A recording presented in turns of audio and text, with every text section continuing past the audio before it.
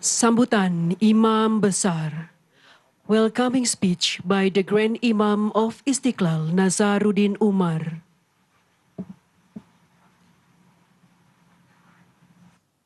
Bismillahirrahmanirrahim. Assalamualaikum warahmatullahi wabarakatuh. Selamat pagi, salam sejahtera untuk kita semuanya. Salam, Om Swastiastu, Namo Buddhaya, salam kebajikan. Alhamdulillah wa syukurillah wa salatu wassalamu ala rasulillah. Sayyidina wa habibina wa syafi'ina wa maulana Muhammadin sallallahu alaihi wasallam. Yang amat kami muliakan Bapak Paus Fransiskus, pimpinan tertinggi Gereja Katolik sedunia. Yang terhormat Bapak Menteri Agama Republik Indonesia.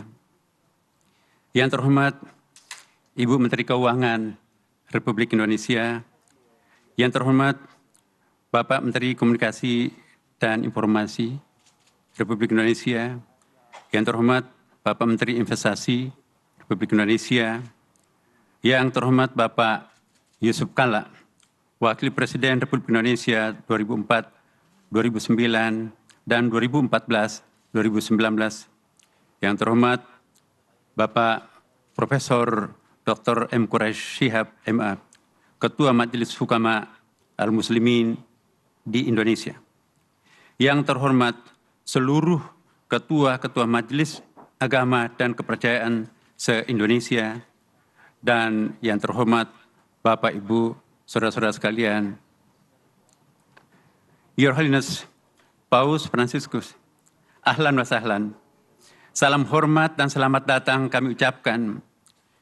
Saya sangat bersuka cita karena menyambut yang mulia di Masjid Istiqlal ini. Puji syukur kami panjatkan kehadirat Allah Subhanahu wa taala yang memberikan nikmat dan kesempatan kepada kita semua untuk berkumpul di pagi yang cerah ini dalam rangka interreligious meeting yang dihadiri oleh Your Holiness Paus Fransiskus, pemimpin tertinggi Gereja Katolik sedunia. Sebagai umat manusia dan umat beragama, kita semua pasti mendambakan kehidupan damai, tentram dan harmoni di tengah keberagaman masyarakat dunia dan dengan lingkungan alam yang seimbang. Akan tetapi, pada kenyataannya, saudara-saudara kita di berbagai belahan dunia ini masih banyak menderita karena konflik. Kita juga saat ini sedang menghadapi krisis lingkungan, perubahan iklim, pemanasan global, dan masalah lingkungan lainnya yang mengancam kehidupan kita. Oleh karena itu, pertemuan dan dialog para tokoh agama seperti yang dilaksanakan hari ini sangatlah penting dan dibutuhkan dalam menyelesaikan persoalan-persoalan kemanusiaan dan ancaman-ancaman kerusakan lingkungan. Masjid Istiqlal didirikan sejak tahun 1961 oleh Presiden Soekarno dan diresmikan pada tahun 1978 oleh Presiden Soeharto. Setelah memenangkan sayembara arsitek Mr. Silaban, seorang warga negara Indonesia, saudara kita dari umat Kristiani, membangun masjid ini dengan visi besar dan telah banyak melakukan terobosan untuk menciptakan harmoni kehidupan bangsa Indonesia dan juga dunia. Masjid Istiqlal yang telah direnovasi oleh Presiden Joko Widodo bukan hanya rumah ibadah umat Islam, tetapi juga rumah besar untuk kemanusiaan. Kita berprinsip bahwa humanity is only one. Sehingga peran pemberdayaan umat difokuskan pada basis kemanusiaan dan harmoni kehidupan. Semenjak saya bertugas sebagai imam besar Masjid Istiqlal, saya telah menegaskan bahwa Masjid Istiqlal bukan hanya rumah ibadah bagi kita umat Islam, tetapi juga sekaligus rumah besar bagi kemanusiaan. Kita berharap dan berprinsip bahwa tadi humanity is only one, maka siapapun boleh masuk dan mendapatkan manfaat dari Masjid Istiqlal. Tentu saja dengan ketentuan dan adat istiadat yang berlaku di lingkungan Masjid Istiqlal ini.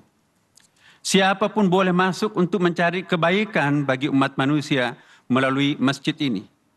Sejak awal, Masjid Istiqlal berfungsi untuk membudayakan dan melayani semua orang.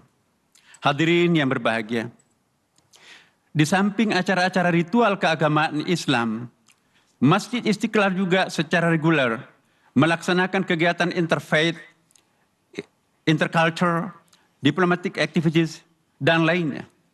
Masjid Istiqlal dilengkapi dengan berbagai fasilitas pembelajaran formal dari kelompok bermain, taman kanak-kanak, Raudatul Atfal, pendidikan dasar dan menengah yang siswanya mencapai 1.100 pelajar. Kami juga mengadakan pendidikan kader ulama, khususnya ulama perempuan di level master dan doktor yang berkolaborasi dengan Universitas PTIQ Jakarta dan kampus-kampus besar dunia, baik di Timur Tengah, Eropa, maupun Amerika Serikat. Semua ini bertujuan untuk menciptakan ulama masa depan yang moderat dan mendunia. Selain itu, Masjid Istiqlal juga dilengkapi dengan fasilitas olahraga dan seni berupa gym center, retreat, panggung kesenian, pusat kuliner, dan bisnis center yang dapat diakses oleh semua warga, termasuk komunitas non-muslim. Basement dan lapangan parkir 2 lantai yang mampu menampung sekitar 1.000 kendaraan roda 4 dapat digunakan oleh jamaah Masjid Istiqlal, katedral, dan warga masyarakat lainnya. Masjid Istiqlal adalah satu-satunya masjid negara yang juga diharapkan mampu memberikan pembinaan terhadap lebih dari 1 juta masjid dan musala yang bertebaran di seluruh kepulauan negara Kesatuan Republik Indonesia. Dalam konteks ini, Imam Besar Masjid Istiqlal Jakarta diberi kepercayaan juga sebagai President of International Grand Imam Association dan President of National Imam Association. Masjid Istiqlal ini juga berfungsi untuk merawat toleransi dan moderasi umat beragama di Indonesia. Kita semua telah melakukan terobosan besar untuk merawat toleransi dan moderasi umat beragama di Indonesia dengan dibangunnya terowongan silaturahim, the Tunnel of Friendship, yang menghubungkan Masjid Istiqlal dan Gereja Katedral. Inilah yang menjadi bukti betapa besar peran Masjid Istiqlal sebagai melting pot, khususnya untuk warga bangsa Indonesia yang majmuk dan berbineka tunggal ika.